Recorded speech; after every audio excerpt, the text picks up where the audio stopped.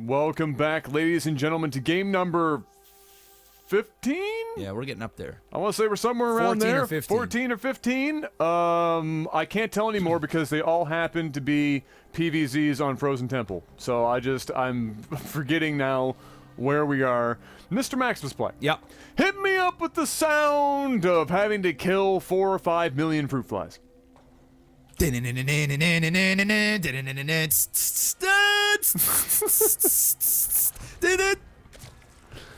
Oh, good God. Down here in the bottom right of Frozen Temple, we have Burrs. And in the top left, we have Fraud Clow. Oh, this is a 2v2. It's an Archon. No, it's not 2v2, it's an Archon. I was like, when do we start allowing slashes in names? It's an Archon. I didn't realize. We see so few of these. How exciting. And of course, it's on Frozen Temple. Of course, because we can't have any other maps today. Oh, seriously. Like the only map we have today. But yeah. So, ladies and gentlemen, we'll wait and see how this pans out. Archon cheese. What?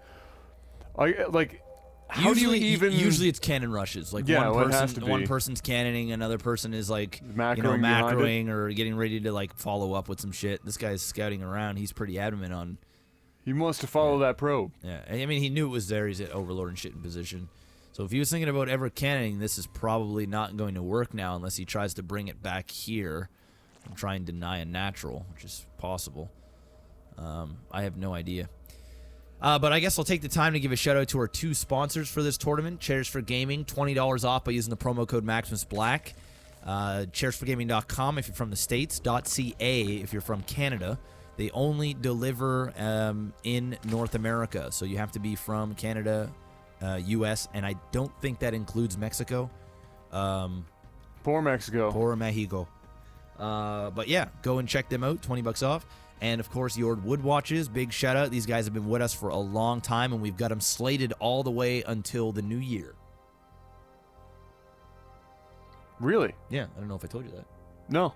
Yeah, we got. The more you know. We got them on board until the new year. Hot damn. So that just goes to show the love that the Fellowship has been, or I should say LAGTV, has been...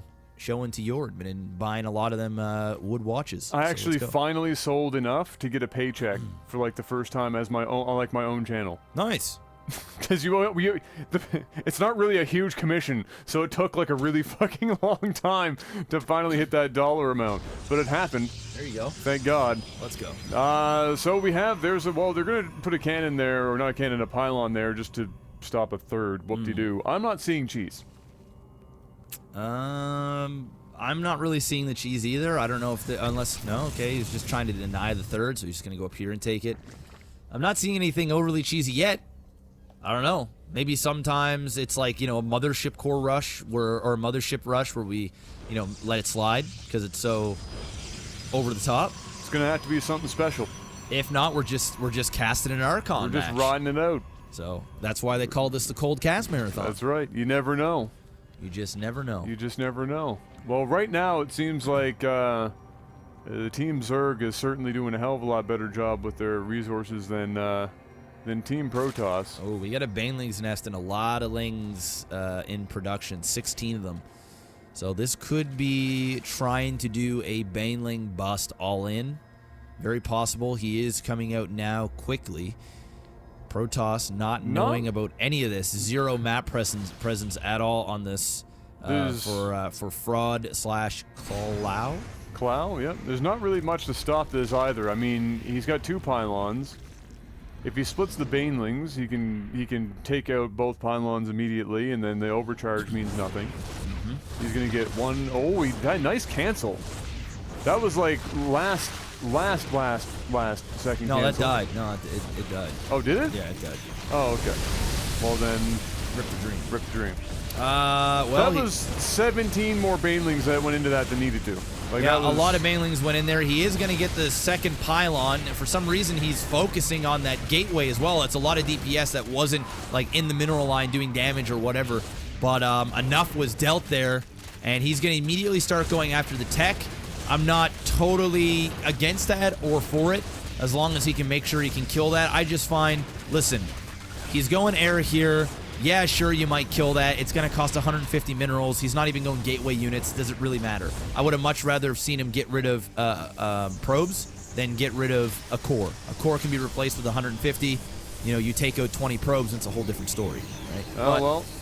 Looks like he's going to be able to follow that up one way or another. I would just be tanking these Zerglings directly into the line and saying, you know, deal with it. Yeah. No, let them die. I mean, you're now on 3 base. You've just dismantled the expansion of the Protoss. Yep. Oh, there goes the natural now. Yeah, that's the gone. natural is going to be gone now. I would just throw them all into the probe line and walk away. Well, he got rid of the energy on that mothership core. He got rid of the Nexus, even the core. What can this Protoss duo do here? I don't think he can do anything. He's about to lose all these probes. Yep, they can choose to die fast or die slow. They're taking the fast route. They're taking a very fast route. I mean, fortunately for him, I still think he might have nearly enough probes to be fully saturated, just because he managed to keep all the probes alive from the natural. Yeah, he's still 18 out of 16 by the time he gets some on some gas. It's not like he's in any worse shape from being on one base. You know what I mean? He's still getting, or they are, I keep saying he, but they are still getting an adequate amount of minerals. He's got a decent amount of ground units here with enough micro. He should be able to hold this no problem. Still, once again, saturated up here. He wasted the overcharge. It might pick off 1 or 2 of these lings. He's getting on the inside, trying to get as many probes as he can, which is smart. Manages to get out of there, and now an Oracle pops. He still has 2 Phoenix, and he's got the Void Ray and some ground units. But 3 base, and that was all harassment. You can't really push out and do anything. No, that's... I wish he had just gone into the mineral line earlier. He had so much opportunity to basically wipe everything out, and he just kept dancing around a bunch instead. And now, for as much as was done here, Protoss really isn't like that far behind. No, he is. I mean, the Zerg still has to do something with this position. If he's got 3 bases on top of the Protoss's 1, but he's not doing anything with it right now. Well, he's macroing at the moment. 36 drones to 17. I look at the creep spread. He could literally go straight Zerglings and win this match right now. Yeah, if he got enough of them. I mean, there's still no second Nexus yet. These minerals are about to clonk out in the next 4 minutes. Yeah, I mean, unless he throws all these lings right here, right now, which it looks like he is throwing them, it's still going to be, oh, you never know, man. If he goes and counters right now, and his positioning is just hugging corners. Because he's just macroing right now.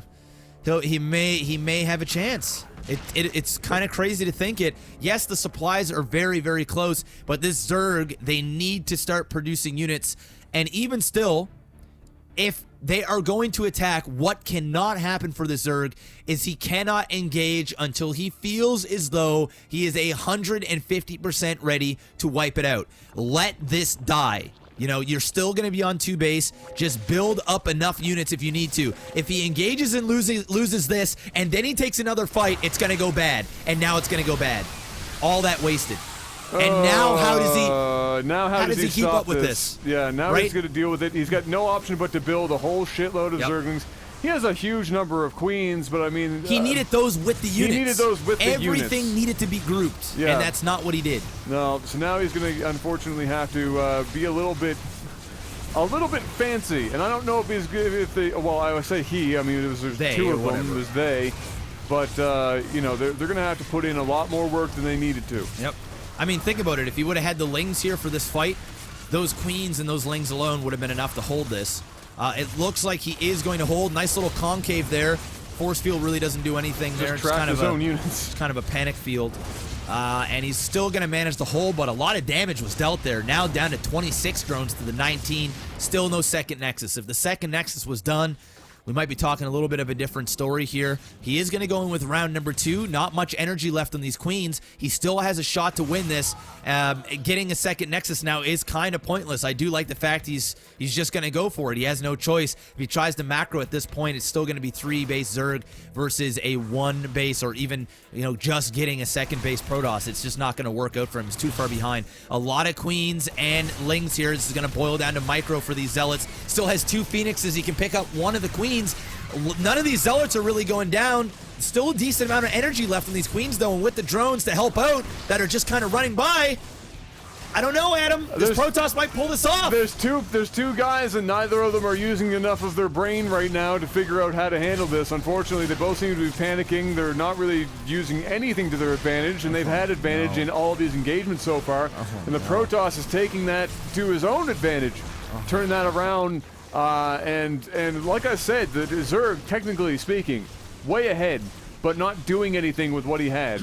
And the Protoss is making the best of what little the Protoss team has, and is doing, like you said, it's really his only move. He's down 3 base to 1. He could macro, but I mean, you're just going to lose in one way or another.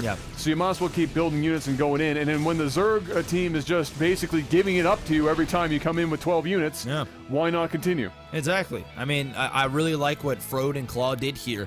They had an opportunity earlier to potentially go ahead and try and grab that Nexus, but I like the fact that they're sticking to their guns and they're just going to go all in. And sometimes that is the best case of action. You got to realize, like, hey, big probability I'm going to lose this game either way. I may as well just go for it. Maybe my opponent will make a mistake, or maybe I'll just turn into a micro god and win this game flat out. It just so happened that Zerg just making mistakes left, right, and center.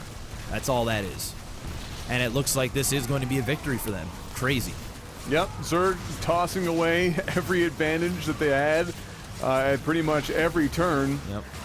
And giving that Protoss a window to do it, which, you know, there you go, 1 barcode down.